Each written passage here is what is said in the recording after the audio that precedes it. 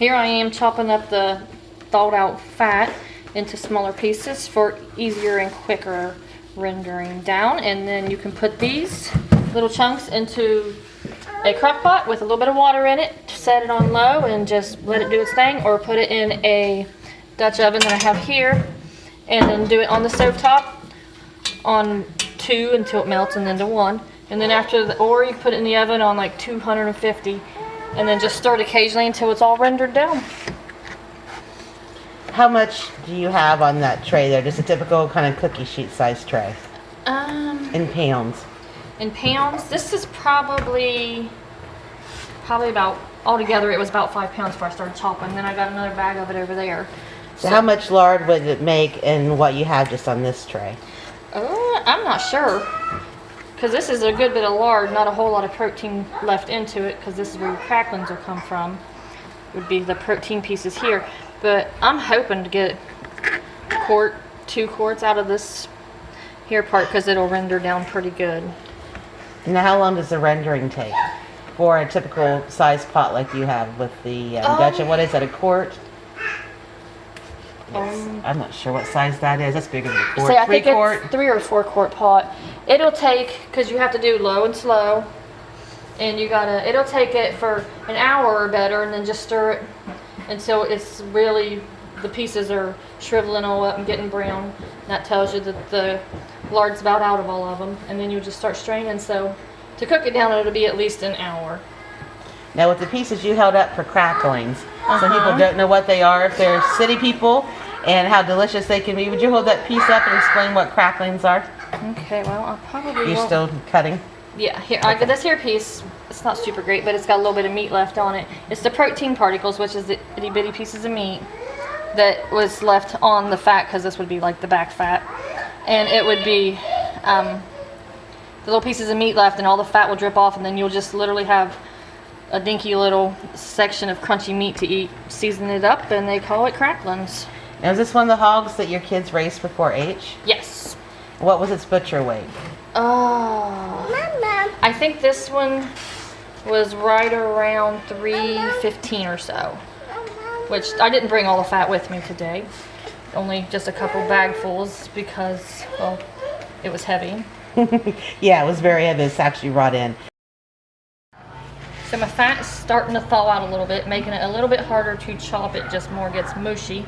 So it's easier if it's frozen some, but not frozen solid. And then I just take it, put it in the pot here, and while I'm doing this, lard is actually good for balm for your hands, or anything like that that's all chapped up and dry. So I am also treating my chapped up hands while doing this, so that's good for me. This will go straight into the pot, and we will cook it on the stove top as soon as I get this all cut up here. And what are the top 3 or 4 things that you can use lard for around your homestead? Okay, for lard, you can use it to make soap. I ain't done that yet, but you can. And then you can use it to treat your cast iron. Obviously balm, I just said that a second ago, but you use it when you're cooking. Replace your oil, your Crisco, your butter with lard. It's all natural, whole food, rendered right in your kitchen. Better for you. Lard is actually healthier than the oils you can buy from the store. Now, how long will it keep to preserve it? If you butcher your hog, you're saving it long term for the year, or you're stocking up on it because you might want to use it 10 years from now when going to the grocery store isn't an option. How long can you preserve it? Just the freezer? Can you dehydrate anything when you're done? How does that work? There's really nothing to hydrate because, well, it melts. Right. But you let it set up when you're done rendering it down and straining it all out and everything.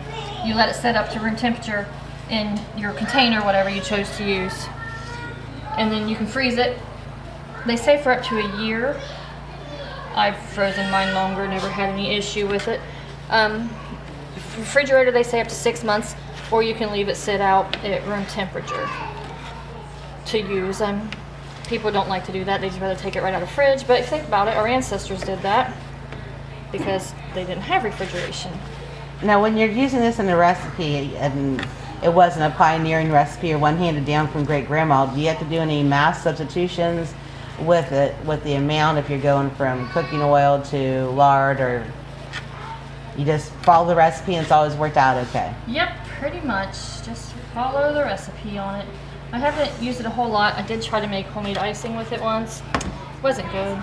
Pretty sure it wasn't the pure fat, the pure leaf fat. It was the more of the back fat. Not very good. It must have been really bad, because Sarah's teenage daughter, the only nice teenage girl I've ever met, is whispering behind me it was not good. Yeah, it was pretty And for horrible. a kid to say icing was bad, it must have really been bad. Oh yeah, it was horrible. Had to go buy store-bought icing. Disappointed. It was like a brownish gray. Yeah, I'm pretty sure it was going rancid. This is gross, but lesson learned. Because there are two kinds of fat that you can render down into your lard. There's the leaf fat, which is from around your organs and kidneys. It's the purest. It's the best for the baking because it's white and doesn't have the odor or the flavor of the pig in it at all. Then you have your fat back, which clearly is from the back and shoulders and rump of the pig, right underneath the skin. And it'll be a little off-white, and it'll have more flavor and odor to it. So you use that for frying your taters and your chicken and whatever else you want. And for soap, because you wouldn't... Right. You don't want to use your pure stuff for soap. Well, you can, I guess. I don't know. I haven't made It'd soap just be yet. wasteful unless you had a whole lot of hogs. Right, exactly. So I got it on the stovetop here. It is in the cast iron Dutch oven. You got to cook it on super low, like 2, until you notice it's starting to melt. Then you turn it all the way down to 1, and then it just keeps on melting down. Stir it every half an hour or so. That way you ain't scorching any of it. You scorch it, you pretty much ruin the whole batch. I did that once when I tried to cook it over the fire. Thought it was going to be awesome, do it the old way. Turned out to be exactly the opposite. Scorched it super bad. Couldn't use it at all. Just, yeah, not a good idea, because this is low and slow. That's the way you got to do it. Don't get in a hurry. It's hard to maintain a steady temperature when you're doing it on a fire. Well, the fire's hot. You can't turn it up and down. So in the oven, you do it on about 250. Just pull it out, stir it every 20 minutes, half hour. Put it back in, keep going. You'll watch it do that. You can do it in the crock pot. It's probably the simplest way, because you just put it in there, put it on low, walk away, and you're good to go. You don't have to go back and stir if it's in a crock pot? I do. But I don't know if you actually have to, but I'm anal about things. I don't want to ruin a whole batch of that, so I just go back and stir it every great once in a while. When it's done, then you just start straining it, and then super simple. I mean, you literally don't take a lot to do it. When you do it in the crock pot, do you do it on high or low? Low. Okay. Completely low. And strain it, you're going to use that cheesecloth there when it comes out? I'll strain it through a strainer first, and then I'll put the cheesecloth in it and strain it through the cheesecloth and strainer again, like as many times as you can, to make sure you get all the particles, because if there's any particles in it at all, it will go rancid. You want it to be pure as you can get it. Now how do you said you store it in the fridge, you put it in mason jars, you put it in baggies? In the fridge, I put it in like some kind of bowl container or a mason jar. They say not to leave the lid on it, as it'll trap moisture in, which then in turn can make it go bad. So just take a cheesecloth or a small towel and put around it, rubber band that on there. That way it can evaporate, get rid of some of the water that's in it, and it's not going bad that way. Freezer, just put it in a container. You can freeze it in blocks, cubes, measured amounts, anything you want. Wrap it up, vacuum seal it if you have one. Easy enough to do there. Well, this is starting to boil now. How long till it starts to get a little melty where you have to stir it? Actually, if you look at the sides where cast iron is even all the way around, if you look at the sides of it on the side here, you'll see that it's already starting to melt because the heat of the pan is starting to melt it. You'll see where it's getting a little liquid on it. So, it's starting to, and then these little pieces here will be your cracklings at the end. That should be about all that's left.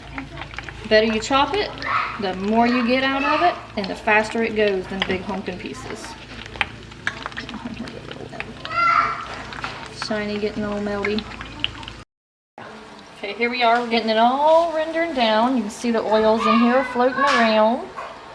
And the pieces that ain't got much heat, I think these look kind of like fried taters myself.